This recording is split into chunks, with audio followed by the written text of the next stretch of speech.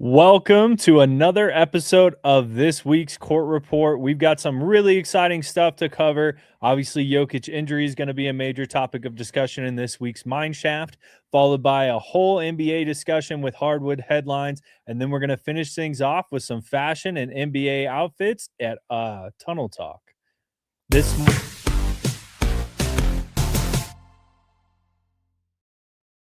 Welcome, everybody. Well, we are excited to bring you another episode of the Court Report with my co-host here, DC, back from our holiday vacations and here where we belong in the studio. That's right. How was your trip, DC? I understand you were in LA. Yeah, I was down in Southern California. The trip was great. Family's doing good. I have a 1.5-year-old nephew, so I got a little taste of, babysitting and running around and chasing after him for a while.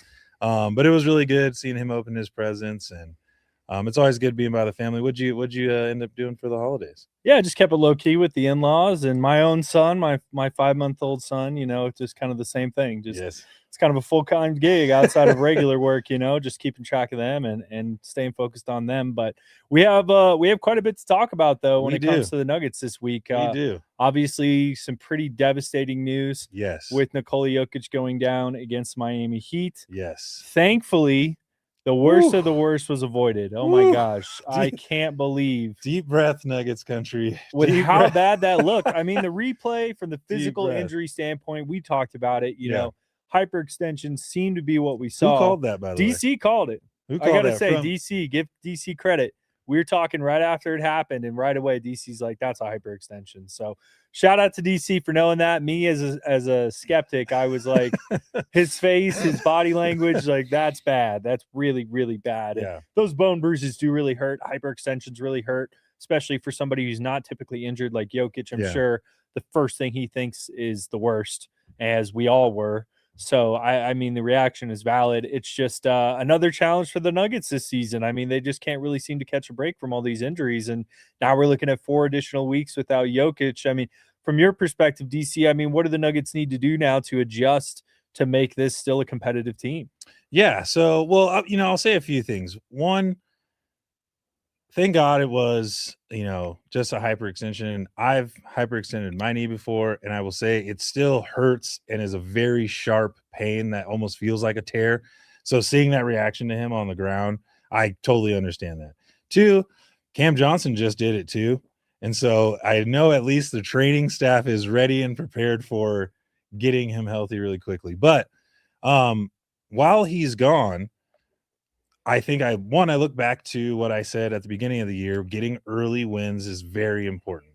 And now we even see it, having 4 out of the 5 starters out with injury.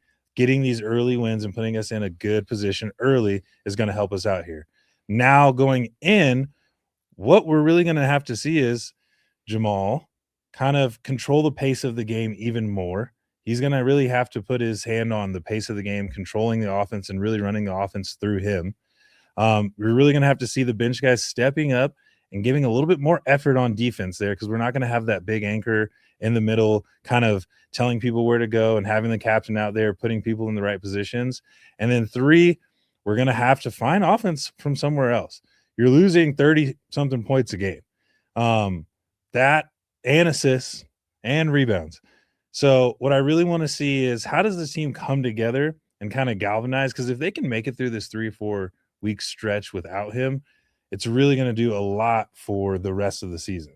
But what are you kind of looking at? What are you kind of looking at as the top kind of priorities that you need to see to make you feel a little more comfortable going forward here?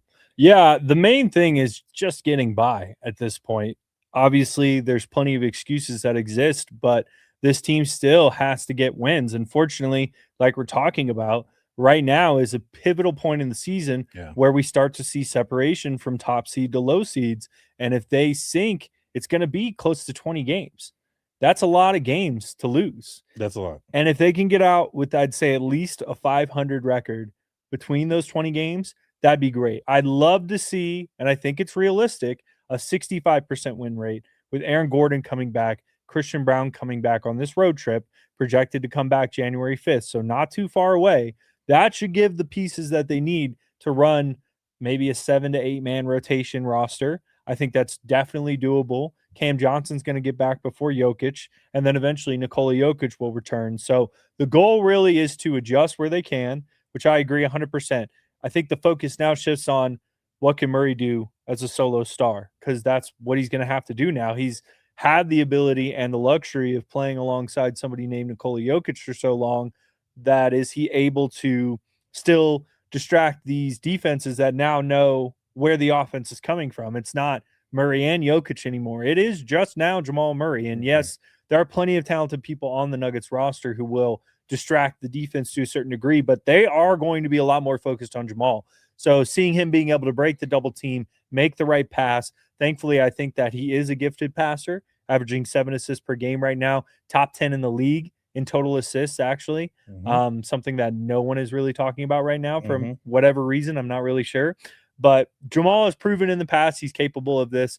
I think we see a points per game bump and an assist per game bump from Jamal in this meantime. I think the primary offensive focus for the Nuggets, though, really needs to be ball distribution and running plays. That's one thing that Jokić is really good about is they can just get down to the other end of the court and a play will come from just Jokić playing the game. But now they're really going to have to rely on the coaching. So it's going to be up to Adelman to draw up the right plays, to get Murray open, Hardaway Jr. open, get some plays for Valanciunas under the basket. It's going to take a lot of strategic offense to win games. And then on the other end, it's just going to take the effort. We just need to see the effort. They all know how to play defense. They're all capable of playing defense. They just have to commit to it. They can't keep giving up threes. They're getting lazy on the three-point shot, and that's just not going to win us games. It's just not going to do it. So if the Nuggets are really going to commit to winning, we need these bench guys who the guys who will be starting are familiar with the starting spots. Tim Hardaway Jr., Bruce Brown, Valanciunas, Peyton Watson at this point. They all know and feel comfortable in those positions. So thankfully they have the experience to rise to the occasion. But the question is are they going to? That is going to be the question. And I think, you said 10-10. I think 10-10 over the next 20 would be a really good number because when you look at the Western Conference right now, 2 through 4 are probably going to go somewhere in 10-10. I don't see those teams really going on a 10, 15 game win streak, in that time in this next month. So I think 10-10 keeps pace because of what we've seen in the wins that we've gotten already. Mind you, we've had some monster performances from Jamal, some monster performances from Jokić. I mean, talk about that Christmas Day game. My goodness, it actually was a historical performance, something we've never seen on Christmas Day before. So when you put all that together, 10-10, I think is reasonable enough. But I want to remind, Nuggets Nation, how valuable Jokić actually is. And I have some stats here because look, they're still gonna have to win some games, but there's some more pressure on this team now to keep up with pace. Because when Nuggets win 60% of games when Jokić is in the lineup, 40% without. That's a pretty big difference in wins, losses. It's massive. Right? Before 2014's Nuggets franchise only had 9 total playoff series wins. They have 10 plus now since Jokić has been. So the whole history of the franchise does not beat Nikola Jokic's presence on the team. No, does not. Wow. Think about that. Think about that. Honestly. Think about that though. Think about that era of Jokić in his time here. Well, and all the people that have come through here, David Thompson, Alex English, Carmelo Anthony, just to name a few of the greats. Yeah. I mean, to think that only has accumulated to 9 total wins in a 45-year span of time, arguably since when the championship was had. I mean, yes, that's kind of incredible. Yeah. And then you got 10 plus series wins now with Jokić. Wow. Already, right? So there's a lot. Multi-time MVP, obviously, only MVP in Nuggets history, top of franchise list assists, rebounds, scoring, right? Like this guy is a massive part of what the Denver Nuggets do.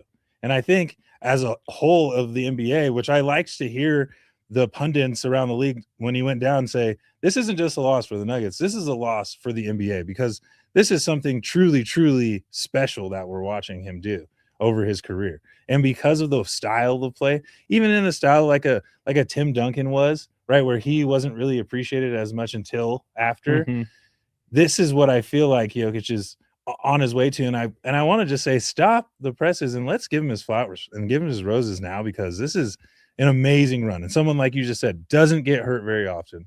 He plays ever right? Ever. This is the longest stretch of games he will have missed in his entire career. Exactly, right? So he's reliable. He's always present. And I think we've gotten used to it so much just seeing him out there that we forget how special it is to watch what he's doing. And so this next stretch of games is really gonna put a flashlight on what is Adelman able to do? What is he able to put together on the floor? And like you said, Jamal 14th in, I think, voting right now for All-Star, as he should. Go out and vote for Jamal. He's having an All-Star year. We're really going to have to see what those two can do and put together. And then you said Peyton Watson's been playing fantastic. I think he's going to have to step up. I think that Spencer Jones, hey, we've been singing his praises the last few weeks. Can he become a lockdown defender and get some big stops and slow some guys down? And then what else can we see? Can we see Strother kind of get going? I'd like to see a 3, 4, 5 3-point game from him. That would really help out on the offensive end, stretch the floor out. I really want to see what they can kind of put together here. And I think that they have the pieces to do it. And like you said, we get Christian back, we get AG back. Those are going to help on the defensive end and offensive end. And I think also having a floor general, that voice like AG and Jokić on the floor to put people in places on defense and to yell at people. And I know even Jamal gets fired up, like we need to see that more on defense because we're letting too much go. And then I see the heads down and the jog back and you're losing games close. It's not like they're getting blown out. So those 10 points, 12 points a game that I want to see some more intensity on the defensive end and win and close out some of those close games. Yeah, I mean, it's no question that everyone's going to have to step up. And I think Strother and Bruce Brown are going to be looking at the main focal points of the bench unit. I think that's going to be the biggest adjustment. Thankfully, I have seen Bruce Brown start to pick it up on the offensive end. He's struggled quite a bit, I would say, finding his place on the offense so far this season. But this last stretch of games, he's getting up over 10 points per game. If Julian Strother can get to that 10 to 15 points per game, kind of where Tim Hardaway Jr. was producing at, I think that would really help. He has a very MPJ style of play. So I'd like to see him fit. It's nothing that the Nuggets haven't seen before. And he's already shown some good games so far. So excited to see what he can do with some added minutes and more responsibility. And then the starting unit, I think somebody who's really gone under the radar this year for their scoring ability is Jonas Valanciunas. That's somebody who's really underrated for his ability to score the ball. And so far this season, granted, he's only playing 15, 20 minutes a night, but he's at 8 or 9 points per game. But as a starter, Valanciunas was capable of scoring 20. Now, do I think he's going to come out and score 20 a game? No, absolutely not. But he can help fill the void that Jokić is going to be leaving here. And it's going to take a lot of teamwork and team play as a unit, including the coach, to get this job done. And I'm really looking forward to see what the Nuggets are capable of because this is going to be a good snapshot into what the rest of the players are able to do without a generational, potentially greatest player of all time on their roster at the moment. So there's a lot of questions to be had. I'm excited to see tonight's game, see what they're capable of. Really excited to see some good basketball from them. But I do want to take a second, though, and talk a little bit about Jamal Murray this season because as we go into this stretch of games where he's going to turn into the leader of the Nuggets, I just can't emphasize how good Jamal Murray has been playing this year and just how important it is to make him an all-star. Now, some people may say, like, all-star doesn't matter that much. Who cares? It is a really big deal, especially when these players retire and we start to forget about how they played in games and we start to forget what they brought to the table outside of the stat sheet and their accolades. And when Jamal Murray is all said and done, this is going to be a really important year for him because this can make or break his potential to make the Hall of Fame. And I think if he becomes an all-star this year, that really significantly helps his case along with the championship here in Denver. There's just a lot of things. But taking a look at what Murray's been able to do this season currently right now, Murray is top 10 in points, total points. He is 10th. Total assists, he is 10th. Assists per game, he is 9th. And then points per game, he is 17th. So right now, Jamal Murray is playing at an elite level. This is all while shooting 44% from three-pointer, averaging career highs in every single stat category that exists, and including a highest plus-minus he's ever had. So for him personally, this is just such a pivotal year. And with the format of the All-Star game, including an international team, I think it's no question that he needs to go to LA. Now, he has a lot to prove right now with Jokić being out. This is really going to make or break it for him because essentially we're looking at Jokić being out till right before All-Star weekend. So if Murray's able to put together just a slightly better version of what we've already been seeing this season, I think it's a no-brainer. He needs to go to LA. And I don't know if any Nuggets fans are still doubting it, but Murray's an all-star. Jamal Star is here to stay, and I'm just excited to see what he can do. I think he can get up to close to 30 points per game and close to 10 assists per game. And if he can do that, he's a lock for LA this year, hands down. No, you're right. You're right. He's been playing at an extremely high level this year and an all-star level. And I think that he'll go. Honestly, I think that he'll go. I'm looking at the guard play. Obviously, voting comes into it, so it depends on who votes for who and how voting goes. And there's sometimes players that get voted in that don't necessarily deserve it, but they have a larger fan base and whatever that may be. So, voting is important. It is important to legacy, and it is important for Jamal Murray to kind of get some of that recognition. I think for him too to stay, mentally in it. I know that he's mentally in it. He blocks out all the outside noise, but I think when you put so much effort and time into a craft, into a sport, into a profession, like he has, and then you have these outstanding years in your career and these outstanding performances in your career, and then you just don't get any recognition from your peers or the leagues that you put so much time into. I think it probably does weigh on people over time. I got to say, I mean, as a player, ex-player, not in the NBA, but I think when you're like, dang, like all these people are like, yeah, you're doing great. And then the league's like, yeah, like that doesn't necessarily feel as great. So I think it is important, and I would like to see him there. I'd also like to be there and see him there. So hopefully we're both there and see him there. Maybe we'll get a chance to talk to him, but I think that he's having an excellent year. There's going to be even more pressure on him now, though, to really kind of put his stamp on it because, you're missing Jokić. But I think this actually might even further help his bid right now that Jokić is out. We go 10-10, we go 11-9, and I'm scoring 30. Man, this is going to be hard to keep him out of the All-Star game over the next month. Yeah, and it's truly a make or break period for him. I mean, because if we see a decrease in production, well, now all of his success is attributed to Jokić. So for Murray, regardless of what gets thrown at him, he has a lot to prove right now. Yeah. And so there will always be excuses, but it's really going to be up to him to prove he deserves that all-star spot. And I will say it's going to look a little different because, like you're saying, they're going to blitz him. They're going to double him at the top of the key. They're not going to let him go one-on-one. And he's going to have to run off a lot more screens. He's going to be shooting a little bit more off balance. I still want to see him attack the rim, though, and be able to dish off as he goes, but still do those finish in the key like he does. But they're going to blitz him up top for sure. They're going to come up top. They're going to blitz him. They're going to want to get the ball out of his hands. How can we slow the game down for him on offense? And that's what we're saying with Coach Adelman. Let's slow it down for him, make sure that he can get the ball to another player, get the ball, and then come out on some of those dribble handoffs and some of those screens to still get him those shots and those balls. But help him.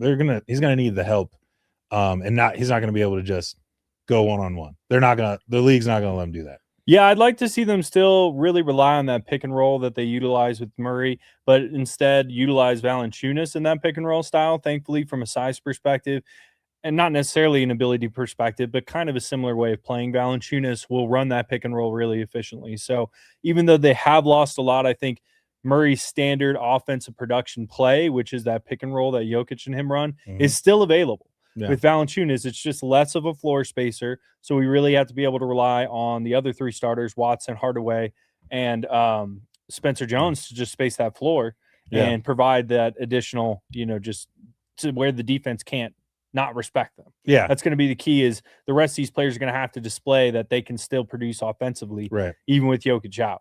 Because if teams realize, oh, we just have to stop Jamal Murray and we win, that's all they're going to do. Exactly. So they're going to need to display that really early on. Like, we're going to need to see at least 3 starters in 20 points per game territory on a nightly basis in order for the Nuggets to be successful on a continuum. So A lot of questions to be had. You know, it's a lot. And just coming off such a high last week from the Christmas game, I mean, I was there doing coverage for Gorilla Sports, and that was probably the best game I've ever personally witnessed. That was an incredible display. It was crazy. Of toughness, of clutch play. Arguably one of the greatest performances in NBA history from a single player. Fun fact, most points ever scored in overtime by a single player, 18 by Nikola Jokić. Yep. Most points ever scored by a team in overtime in NBA history, and most points total scored in overtime in NBA history. Get this, 50 points in 5 minutes. 50 points in 5 minutes of gameplay.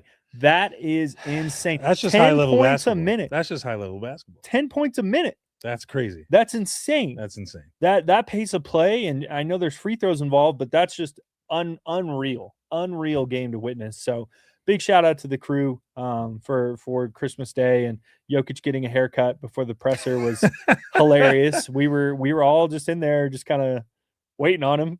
Like, he took his time. I mean, but hey, you can't rush a big man after a victory like that. So we were all patient and just happy he was there to check us out with his Taco Bell cardigan. Did you see the Peyton Watson interview where you can hear it in the background? Yes, yeah, you just hear the Clippers. Yeah, yeah, it was That was pretty crazy. Shout out to Louis for that haircut.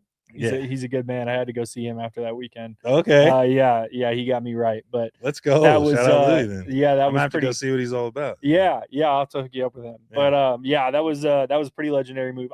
One of the things I really love about Jokić is he's just such a legend on accident.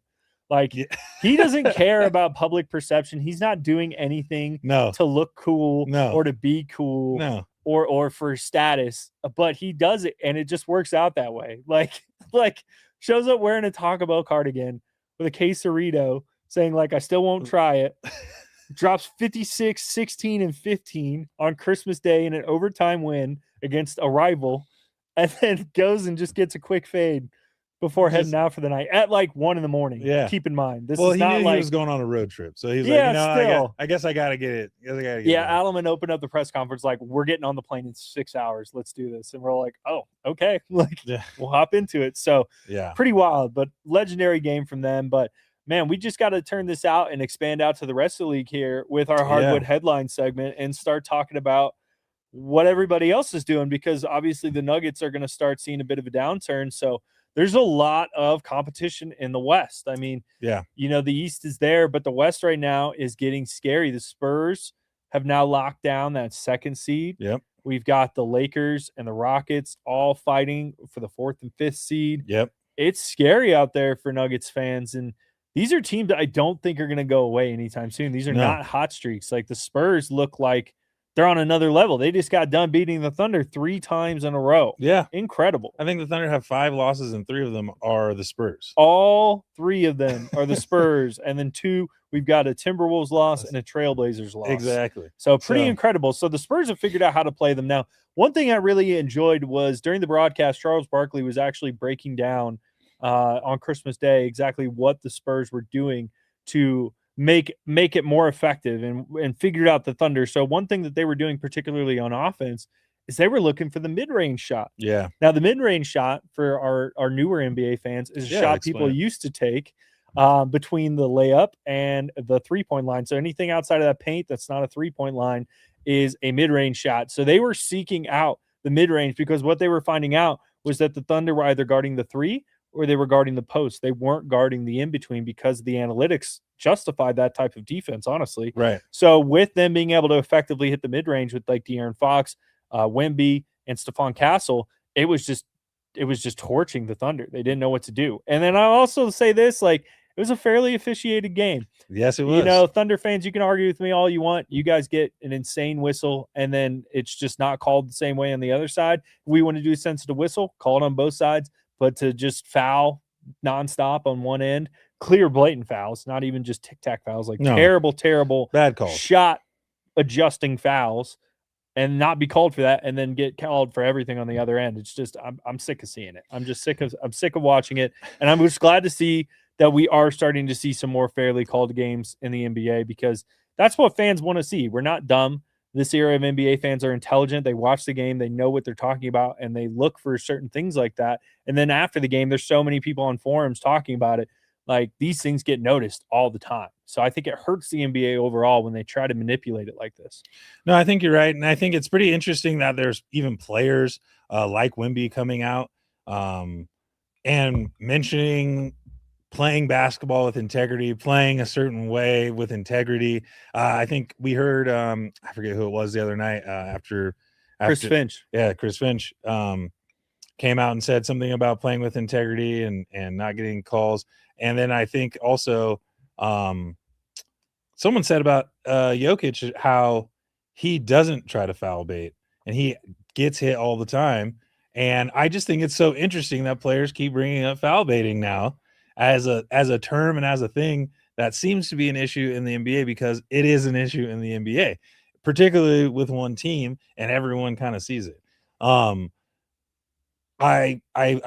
think that what it does show us too is that there is maybe, I guess, a kryptonite to either the Thunder, or just maybe it is when you call it both ways evenly, they don't get those extra 15 to 20 points per game that makes it look like they're blowing out everyone. So I think, it's an interesting topic that's coming up in the NBA right now. But it is something that it is an issue, and the refs need to just call everything even.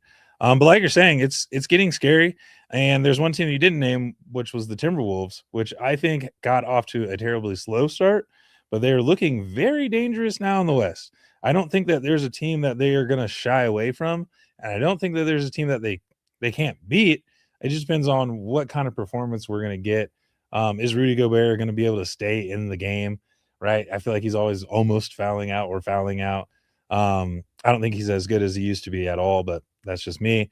Julius Randle obviously is a talent. Mike Conley, that he's gonna be that sneaky two guard out there, and then Anthony Edwards can give you 40 a night.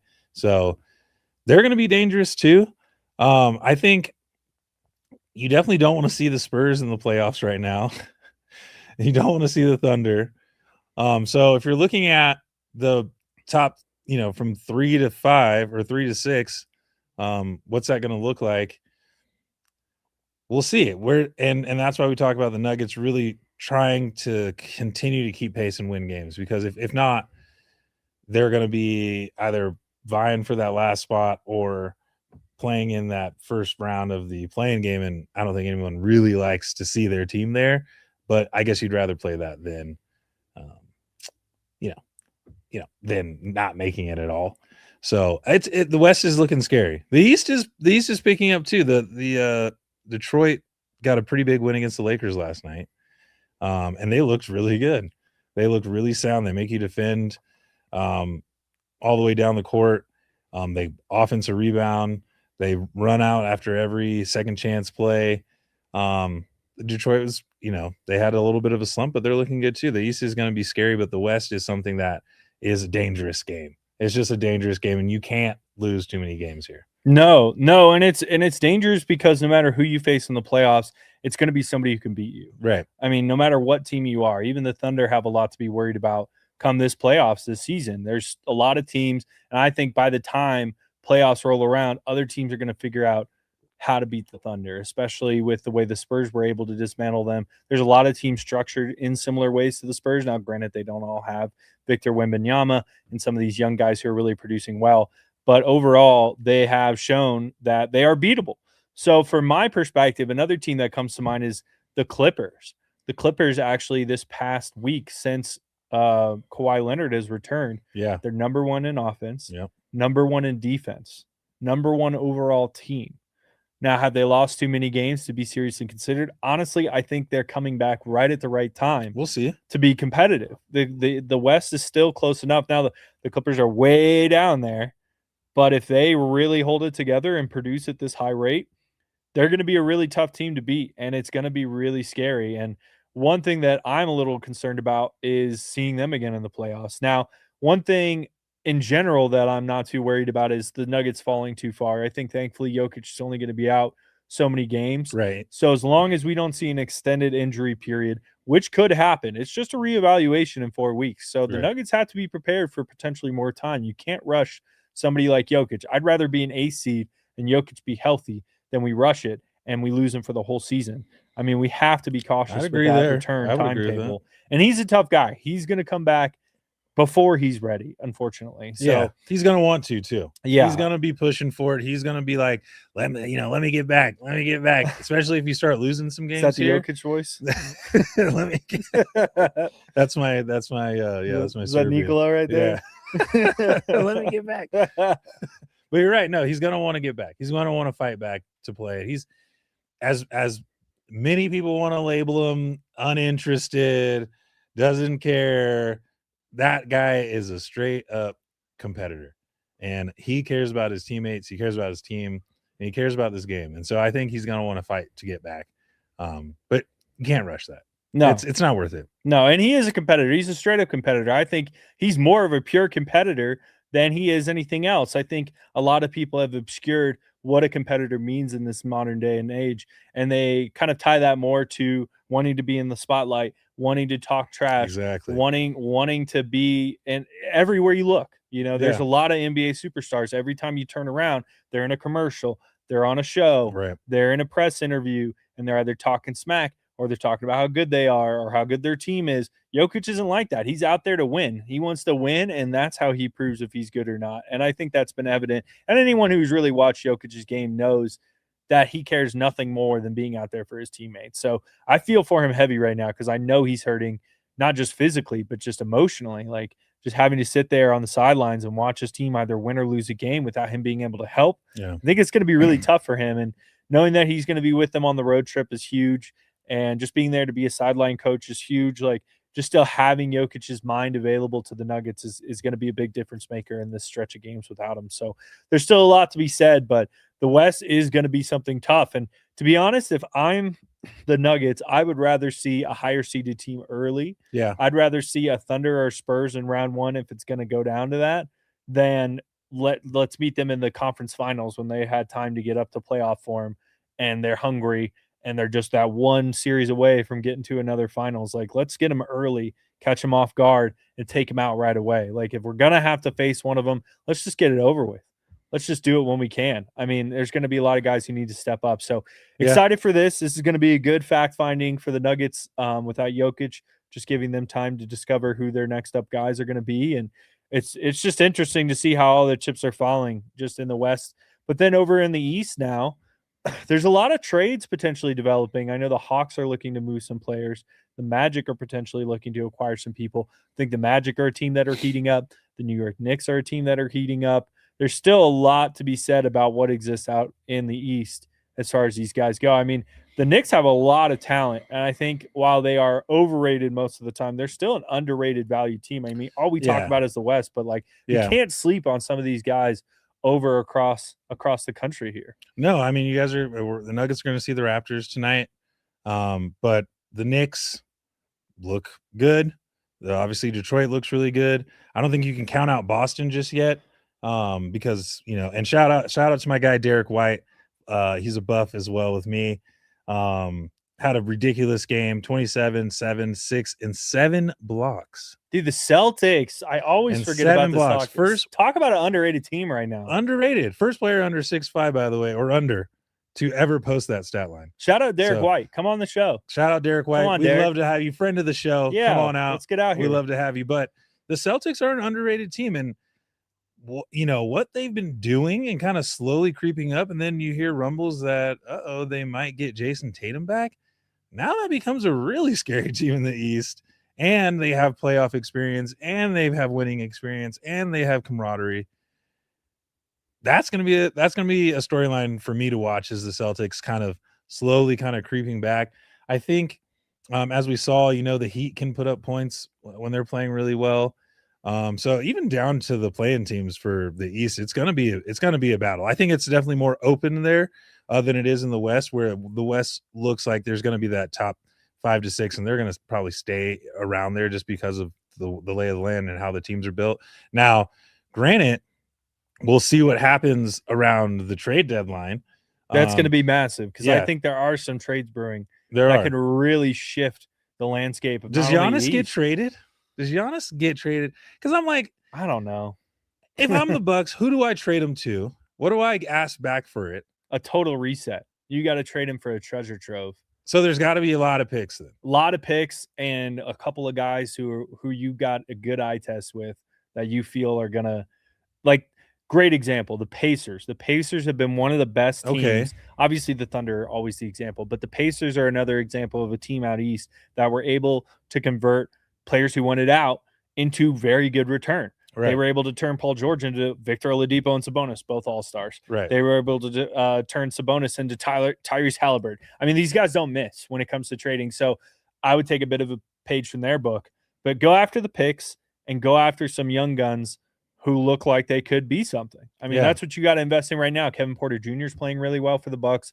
I mean, I don't necessarily agree with his personal life choices and some of the stuff he's done in the past, but when it comes to hooping on the court, he is probably their best player right now, if not the best player on that team. You paid a lot of money to Miles Turner, who's underperforming. Potentially look to move him. I'd say, like, start moving your cap space and look to reset. If you lose Giannis, that's a total reset. There's no middle ground about it. I think you're going to have to get another team involved, though. I think there's going to have to be like a 3-team trade. I don't think you can, like, straight up trade Giannis with someone and then, like, there's no comparison. And I don't know how many draft picks would even equal up to, you know, that production. I would look at, you know, like, maybe, like you're saying, Milwaukee, move on. I mean, Desmond Bain got 5 first-round picks. That's what I'm saying. That's what I'm saying. I would say what do you ask for? At then least at that 5 point? first-round picks, you and know? like a very young, solid-looking player who's ready to prove himself with extended minutes.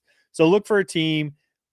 I hate to say it, but like the Thunder, who've got a lot of guys that can hand out. A lot of guys. They have a lot of youth. A lot of youth that they can give away. I think Utah potentially. They've got some younger guys. George is the Pelicans. Really nice. The Pelicans are also a team that have a lot of young people. Now you got to find people who are worth trading it for. I don't think the Pelicans have the draft capital for that, but just in there's general, a couple players. There's a couple players that they could move off of for some sure. bad teams that have had a lot of first-round draft picks that haven't worked out yet. Maybe it has a lot more to do with their quality of team, but that would be who I'm hunting right now, is some underrated teams that would be really excited to get just kind of the revenue that Giannis can generate. Exactly. And then they aren't a threat to you on top of that. It's just Giannis on a bad team.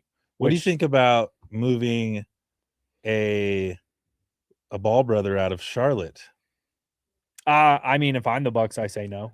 Because I mean, if I'm the Hornets, obviously, I'm saying yes. Well, yeah, not straight up. No, not even just in general. I'm not taking LaMelo. No, he's too injury prone. He's been in the league long with Knuckle playing the way he's playing, I'd go after him. I mean, I would definitely go after Knuckle. I'd say you guys keep LaMelo, pair him up with Giannis. We'll take some of these young guys and some picks, clock burner and some picks, and we'll call it a day. That could be a good move. That could work. I don't know. It's gonna be a decision then it for gets, these GMs. You know, Giannis off your books, and it doesn't send it to anyone that you're worried about seeing in the playoffs. I think Giannis does have final approval when in his contract. He's got like a no trade clause. I think he has something in there where he gets to decide where he goes. And so right now I want to say the Knicks are on his favorite radar list, which would be just insanely deadly. That's a team that could potentially get it done. You can get like a Karl Anthony Towns, maybe a couple other guys. They've got a few guys on there who aren't terrible. I'd even say like Toronto. Toronto would be a really fun team to trade with. They've got a lot of young budding guys. They're doing way better than expected this year. Brandon Ingram's actually playing well this year. Brandon Ingram's playing well, and that's somebody, I mean, he kind of plays somewhat similar. He's more of a Kevin Durant. Not necessarily as a dominant inside player, but, you know, there's something there. There's something there. There's a lot of opportunity. I think that if I'm the Bucks, I'm trading Giannis now. It's not getting better. They haven't made the correct moves to put him in a place to win. They aren't going to be able to do that anytime soon unless they magically get better at managing the team, which it's just they've proven it not to be. They went really hard on Miles Turner, and he's doing worse than he did on the Pacers for more money. And he went and got his money, and he stopped playing. And I mean, I don't know. I thought that wasn't really going to be that great when that trade happened. No, it didn't seem signing like happened. It didn't seem like the best fit. Yeah, just because Giannis is already such a dominant post player, it's like, okay, well, now you're paying Miles Turner to be a 3-point shooter on offense, and play solid under the rim protection on defense, but that's kind of what Giannis does. So it's interesting. There's a lot to say about the landscape. Trae Young's on the trading table as well with the emergence of Jalen Johnson. So there's a lot of big name talent out there available, and even potentially some of the guys from the Magic. I don't know exactly who, but there was some talks about moving Paulo and keeping Franz, or moving Franz and keeping Paulo. I don't know. I wouldn't move either one of them. If I'm the Magic, I'd let them kind of figure out how to play together. But there's just so much available right now. And one big trade could really change the dynamic of that. And it could change the dynamic for the West. Yeah. If any one of those guys goes over, could really mess things up. Giannis goes to the Thunder, which I hate to say, outside of the financial cap restrictions. I don't want to hear that. They are a team that could definitely pull that off. I don't want to hear that. I don't think they have the cap space. I think they would have to move like Chet or somebody more in order to pull that off. But I don't know. That I'd go all in if I'm the Thunder. Why not? But I guess you don't want to mess with a proven formula too. And they've won. They're winning games. They've already won a championship. They've won a championship. They've proven they can get it done. Yeah. I don't know. It's scary to think, like, even going to the Spurs, going to any of our competitors right now, the Clippers. That's another team that could get that trade done. That's true. They've got some talent that's showing out well right now. That's true. Makes them tradable.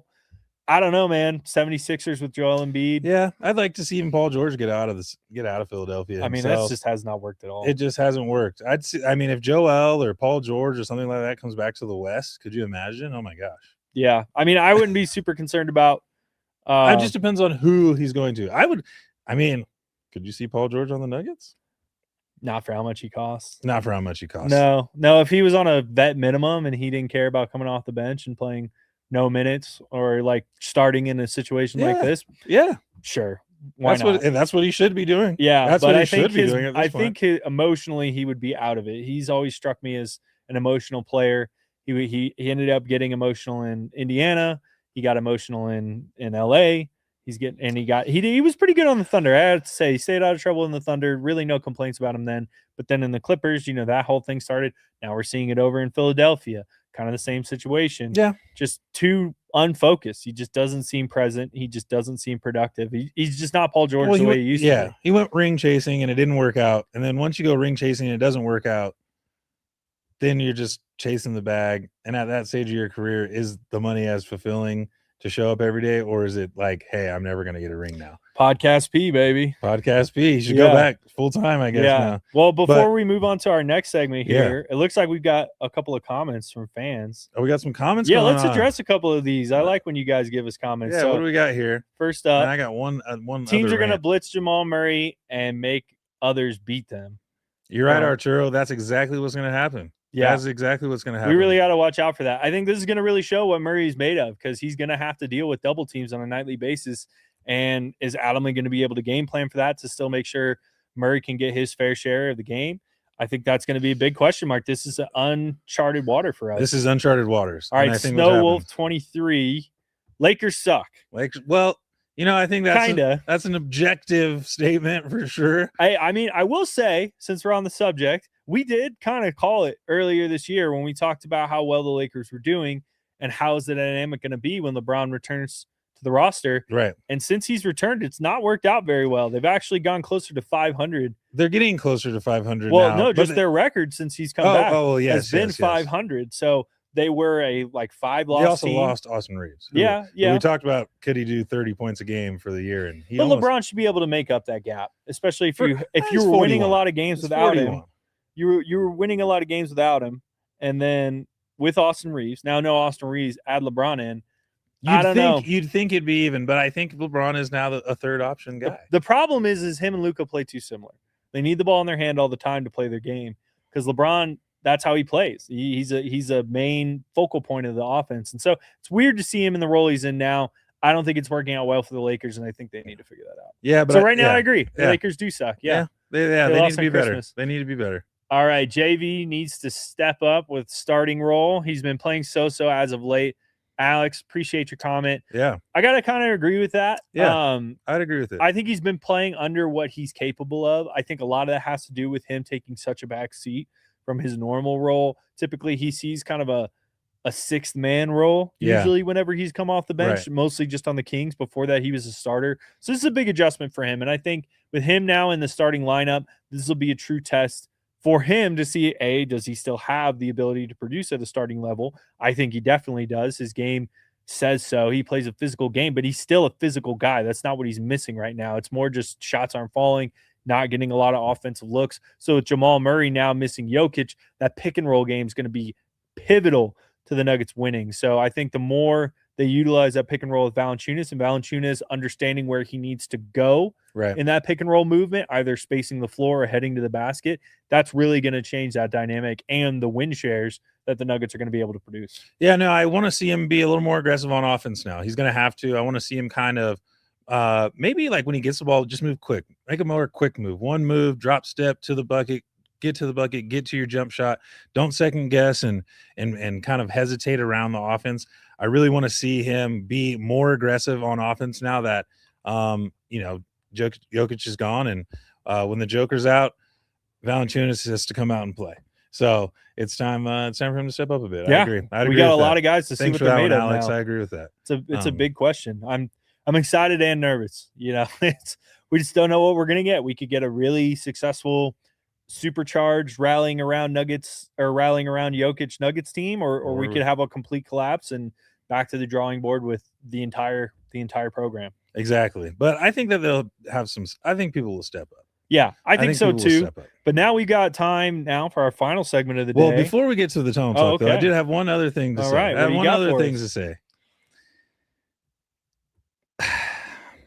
We got to get this thing figured out between football and basketball here. All right. Christmas Day is the NBA's day. All right. And I have a stat for you here. Over 47 million viewers. That is the most in 15 years on Christmas Day. Cavs and Knicks became the most watched noon Christmas Day game ever. Social media clips went over 1.6 billion views. So whatever people have to say about the league, the NBA still owns Christmas. All right. And we got to get this together. I don't know if you got to sit down with the NCAA, sit down with the NFL, and get it all figured out. But there's football from the time you get off of, go on your break in December, your kids get off break in December, you go off break from work in December till New Year's Day, there's football on. There's all the bowl games that you could have. But Christmas Day, when you're at home with your family, that is the NBA's day. That is for basketball. That is for sitting down, watching basketball with your family. The NBA showed by its viewership that day that it is still king on Christmas Day. But we got to figure this thing out. This whole Netflix, Amazon TV football games on Christmas Day, I'm sick of it.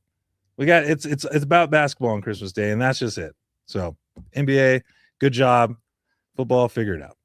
Yeah, I mean, I agree with you there. There's no doubt. I think there really needs to be that separation when it comes to the holidays, because not only is it just kind of, obnoxious having so many sports in one day, but it takes away from the day itself. Now, as a major sports fan, I'm trying to watch 5 different games at once. Yeah. I'm supposed to be spending time with my family. NBA is supposed to be on in the background. We're watching the highlights. We're enjoying the game. We're watching our favorite team start to finish. That's more what I've envisioned on Christmas Day. Now, conversely, I think that the NBA needs to get off of Thanksgiving. So I think it needs to go back to Thanksgiving is football.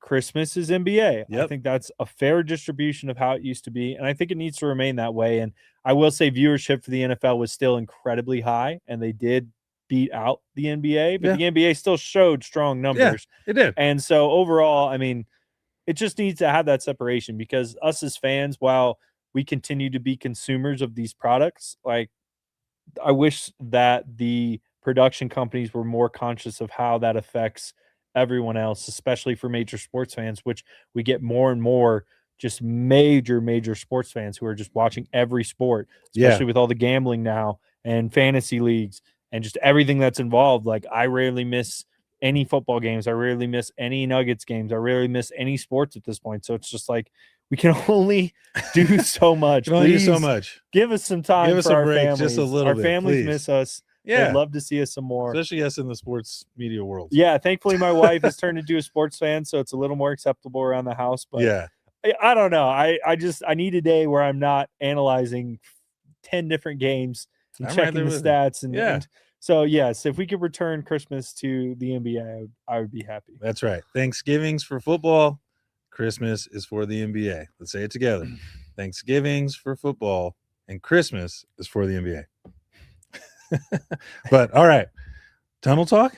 I think it's time. Yeah, let's see what kind of fits we've got. There's been a a lot of interesting ones this past There week. have been some There's never a interesting. shortage of There's interesting two fits. that have been going viral, so we're going to talk about those for Yeah, sure. let's go on the And I viral know ones you'll have first. a lot to say. First, big fan of the show. One of our favorites out here. My God. We need to just change this segment name to Jalen Williams. He's always got something on. It's ridiculous, man. And we have to talk about it because what is this? What, like, it's something. In theory, a vest with a shirt should work. I don't know if it's the purse, the high heels, the shape of the, I don't know. It's a lot going on. I mean, just looking at this, I gotta say, would you wear it? The actual like idea behind the outfit, not bad. Like we've got a good color match from head to toe, like not a bad color scheme. We've got the right type of clothes from head to toe, dress shoes from what I can tell, dressy clothing going with dressy clothing. So not as many violations as it seems. No. But it's just the sizing choice. Like we've got a tighter, more accurate fitting upper body and then a really, really baggy lower body. I think we talked about this, and the thing that came to mind is like this is that school admin that used to be like really overweight. Yep. And then they lost a bunch of weight all of a sudden, but since they're a school admin, they don't have a ton of money to get new clothes, so they just continue to wear their super oversized clothing to school. Like this to me looks like he's about to walk in and scan his badge in for his workday at whatever elementary school. That at Abbott Elementary. Shout out Abbott. Yeah, Elementary. Abbott Elementary. Shout great out show. Abbott Elementary. But that or he just dropped his kids off at school and is headed over to the local coffee shop to get some emails done. That's kind of what it looks like to me. This is the kind of guy that like reads his book in public and like wants everyone to like think better of him. Right. Or like he's writing a book in public and like wants people to ask him about it. Exactly. Like because he's at Starbucks like typing on a computer. And I don't know. I mean, first of all, like I'm not big on gender discrimination, but I would say that this is more of like an effeminate outfit, especially with that's a purse. There is no confusion of whether that's a bag or not. That is a purse. Sometimes the Louis bags are more like a duffel bag style. Like that is a purse. That is a purse. Like what is even in there? Like that's not even holding. What do you bring? To an NBA game? Like his stuff is in the locker already. So like, what does he need? That's in like his phone, his wallet. Maybe with all like that space in your pants, you can't put your phone in there. You wear giant pants, but you can't fit anything in them. I don't know. Kind of a weird outfit. I would definitely say not it though. Like it just doesn't fit. Like you look at the shoulders, the vest is supposed to cut off where his shoulders start, it's just not doing that for me. Like if we like get the sizing right, I'd say this is a fine fit. Tyrese Halliburton wears this on a normal occasion, but this is a big not it for me. It's gonna be a not. It's gonna be a 4.5 for me. So I think we can do better. I think we do better, Will. We've seen you do it. No, not really. Not Jalen. Jalen gets like a permanent not it stamp. It's almost a guarantee. The second one, look, that went viral the other day. Oh my gosh. We have to talk about this look, and you see it from the side. I want everyone to see it from the side first. Because it's not from the side profile. It's not that bad. It doesn't seem like a lot's going on. Then when we zoom into the front, this is heinous. What are we doing? What are we doing? This should genuinely be illegal. Like I'm not big on government interference, but like someone should come and arrest this and man. Take that tie off. Just everything. I mean, I'm fine with a hoodie and a collar, but why do you have a suit on with a hoodie on? That's what I want to know, because that's hot as hell. Like he's sweating, and I know he's in a studio too, so I know there's lights. It's hot in there. What are you doing? But the tie, dude, is just awful. This is just horrible. You didn't even need to put the hoodie on. He already had the color combos down with like the yellow stripe on the pants with the yellow tie. Like he already had a good outfit on. Yeah. And like it's not even a branded hoodie, so it's not like he's like doing it for a sponsorship thing. He just has it like, on. What the heck is this? I don't like it. This is a crime against fashion. I don't care what type of fashion you follow. This is a no for me. It's no good. This is uncomfortable, unfashionable. The yellows aren't even the same. Like we're talking two different shades. Yeah, like that's a bright color pale, to go with like a different and then like a shade. gold. Yeah. So like if you're really gonna go for it, at least make sure it's like identical. I mean, hell, it would have even been okay if they tucked the tie a little bit. Like if we tucked the tie, yeah, I mean, I would have been better. I would have noticed it less. Yeah. But this is an absolute not it, never gonna be it. Missed it. You know, someone genuinely needs to take this man off the streets. This is how you know that you work with people that don't like you. Because he walks all the way out there on set. Too many yes and men. not one person said, I don't know about that, man. I just want to let you know, I don't know about this look. Not one person stopped him from wearing this. Yeah, that's how you know that you work with people that don't like you. You know, sometimes in fashion, people try to make a statement, and you really put yourself out there when you do that, because you make a statement. You made the wrong one. You made it seem like I don't know how to dress myself, and I just put some stuff on because I thought it'd look fashionable. I thought I'd make a hit tonight. Well, you went viral. Let's tell you that. I mean, if that was the goal, I guess mission accomplished. Yeah, but for the wrong reason. For the wrong reasons. We got another fan of the show here, one that we often like to talk about. What's going on with your boy Grant? What's going on? I don't know. What's going on with him? It looks like he's training to be an avatar, maybe. Something. We're back with the banisters. Yeah, I don't know. I thought Did they we were see like that last week. Yeah, I thought they were nunchucks. I mean, I think that's what the vibe is going for. Is like But I don't know. Like, would they allow you to bring nunchucks to? I mean, I don't think. Stadium? What the hell is he going to do with nunchucks? I don't. Have you ever tried to use nunchucks? I have. They're not that great. It's not. It's not easy either. I mean, hell, a beer bottle is better than nunchucks when it comes to a weapon. For the other one, a lot more straightforward. That's for sure. Yeah, this one's really bad. I am not a fan of this one. Again, it just looks like he went to his parents' house with a saw, cut out the staircase banisters, and pulled them out, and then also decided he was in School of Rock. Yeah. Like there's too much going on. Nothing matches. Like the colors are all wrong. The fit is all wrong. This is a terrible look. He's got looks like those aren't even like actual pants. Are they sweatpants? He's got strings hanging out. Like it's just too much, man. I and don't understand this. He's been doing this type of fit consistently. I know. And I just don't. I hate it. I just don't like it. I hate it. I don't like it. It's just like too many eras trying to. It's like a 2000s with like an 80s punk rock, but like more of a 2010s rock. Yeah. Like, this is and just. He's like 6'9".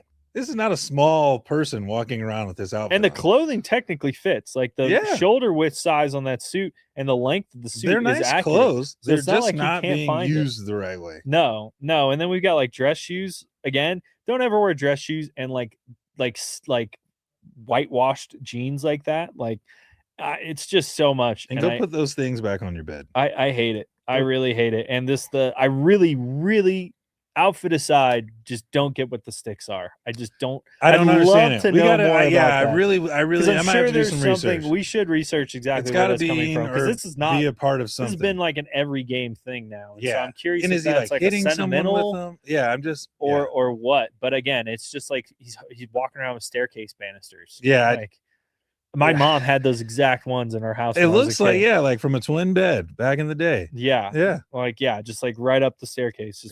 Just pulled them off. Yeah, it's like you're a kid and you don't have access to nunchucks because obviously your parents won't let you get them. Exactly. So you're like, I'm going to make a pair. Exactly. And last but not least, it's New Year's Eve, guys. It's New Year's Eve. That's why we look so amazing. It's New Year's Eve. I like this fit, actually, from Jared Vanderbilt. Now, I know I always like to pick one leather item a week. Now, instead of the leather pants, it's a leather shirt. Would I wear it? I don't know. But I actually am not upset at this one.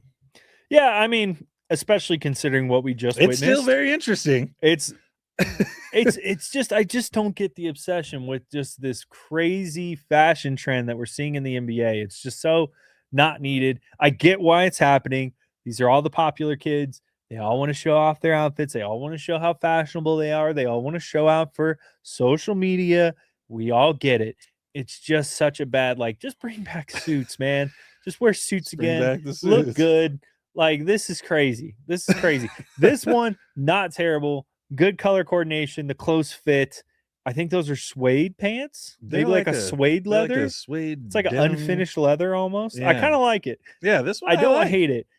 I would never wear it personally. I want to see you in one of these. I want to see you in a J-Will outfit. Okay, so since we're on the subject, I have purchased some out of standard clothing. You have some pink leather shorts? No, nothing close to that. Nothing leather either. But I have gotten some vintage clothes that are on their way that are more in line with what we've seen. I'll say that because I still think the way I coordinate everything is still a bit better than what we're seeing from these guys. But just in the sake, and the solidarity of Tunnel Talk, I will be wearing a NBA style fashion fit for one of our shows coming up here in the next 2 or 3 shows. I'm waiting on it to get here. So you guys heard it. Make sure you're tuned in for the next 2 or 3 shows. We got a special fashion outfit. A special edition. Maybe I'll put something crazy on too. This is very out of my standard style of clothing. So while it does fall in line with my usual stuff, it just won't have a jersey. It won't be like a usual sport fit. This is going to be more of a fashion forward fit. So it'll be kind of interesting. A lot of Denver fans are really going to appreciate it because a lot of you will recognize the clothes I'm wearing, but it is it's something different. So we'll have to talk about it during Tunnel Talk when it comes up. But as far as this whole leather thing goes, leather belongs on your jacket and your belt. That's about it for you. That's about it for me. Maybe like your watch and like, okay, maybe a hat. Maybe a hat. I like a leather to wear. I don't know how many viewers out there have actually worn a leather shirt. I have never worn a leather shirt. It is not comfortable. I've never worn a leather shirt. It's hot. So imagine wearing a leather shirt that's totally closed. You're going to sweat like none other. And then same thing with the pants. It's not a flexible material. No. Leather is a very strong, sturdy, resilient material that will not bend to the will that you want to have it have. So to see all these guys wearing it, especially with how like tall and just differently shaped they tend to be. It's just such an interesting choice. Just average shape. Maybe it could be like a wrestling thing. They're trying to get that blood moving early, trying to get warmed up early. Like maybe it's an extra warm up on the walk in. On the walk in, it's a it's the thing. It's a warm up. I got you. The preheating. I got you. All right. All right. Well, that's the end of the Tunnel Talk for us this week. But we did have, I think we have one more comment here. Yeah, what do we got? Before we sign off on the show, make sure you guys drop comments. We love talking with you. Exquisite Nugget. What's up, guys? What's up, man? How's it going? We got a lot of work to do. Yes, that is true. There's going to be a lot of work to do over this stretch without Jokić, who is by far the outright MVP right now. I think that kind of sums up the stretch of games that they've got headed up here. I mean, a lot of work to even do. with Aaron Gordon and Christian Brown coming back. I mean, there's still so much work to be done. There's so much clarity to receive on just who they can rely on while Jokić is out. These are uncharted waters for the Nuggets that they haven't had to experience since he became a starter on the team. So they're going to really have to buckle down and dig deep and figure out what their identity is without Jokić. But that's all the time we have for this week, everybody. Thank you so much for joining us here on the Court Report. Happy New Year from myself and DC. That's right. And we will see you all here next week. See you.